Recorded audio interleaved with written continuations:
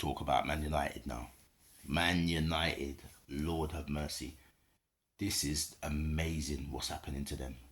You know what? No, I wish YouTube was around in like 2000, maybe nah, maybe I wish I had a channel or something, maybe 2010, 2009, 2010. I had a conversation with an old friend of mine. I don't see him now, but I had a conversation with a friend of mine. He's a Man United fan. He was doing the usual chat to us when you win one Premier League, right? Because he was into the rebranding. I'm not into the rebranding. Titles are titles. I don't care about too much about the gaps. My whole thing is looking at the total. We had 18. I think back then he was on like 17.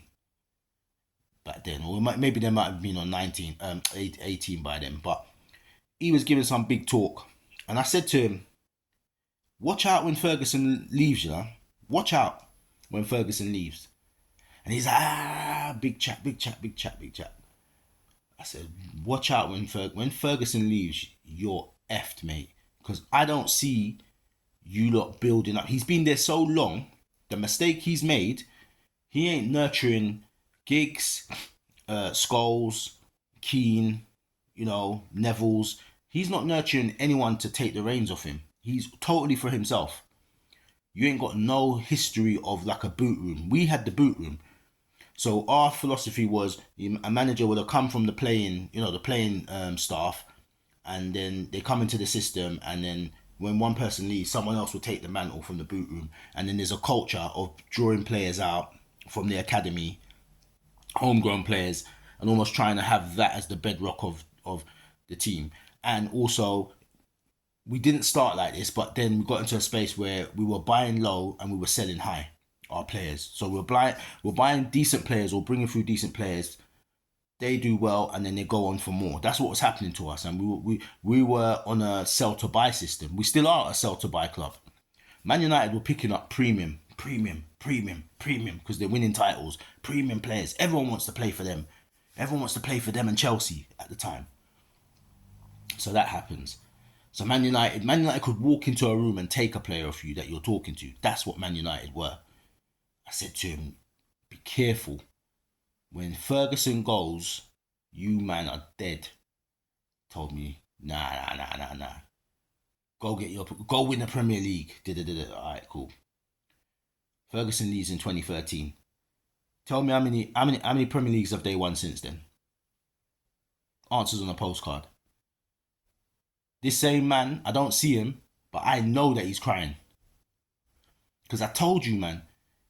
This guy never left everyone's going on Ferguson's the baddest manager. Man never left no proper legacy there in terms of stability. Man did him. He won all his stuff.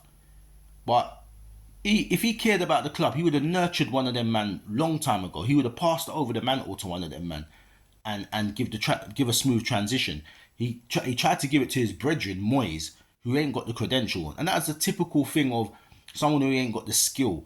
Gives it to Moyes, and Moyes pisses the bed, literally.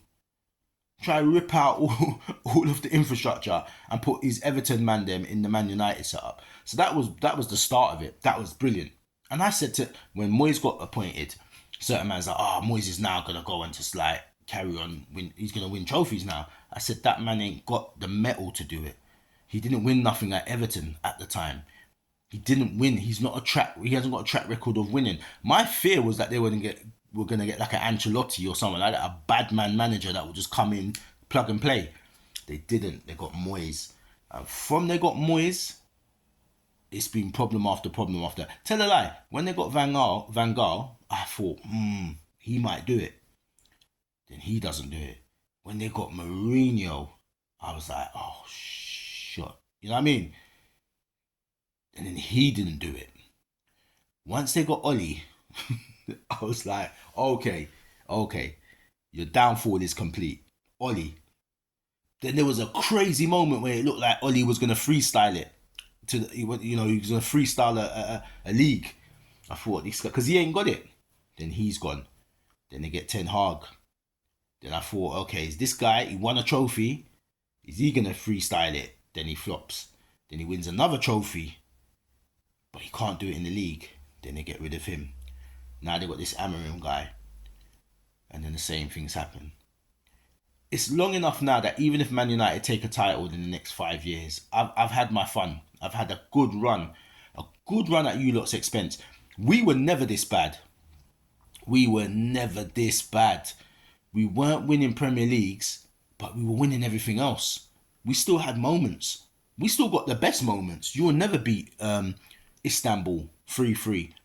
You'll never beat your two finals that we've seen. The two, because we know you won one way back, but your two finals, 1999 and 2008, shocking finals. You lot never did nothing.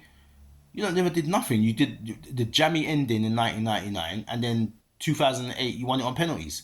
You ain't got no proper finals. Anyway, Man United, man, you lot are screwed. You know what I mean?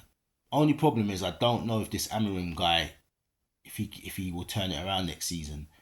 I think it will take them about 5 seasons to get this right. But yeah, this is brilliant. Next season is going to be interesting. I don't know. The worry that I have about this, if they keep Amarim, is that he will have no European football. So he's got a clean run to actually just go for it. We need to make sure that don't happen. So yeah, let's watch the space and see what happens. Let's see.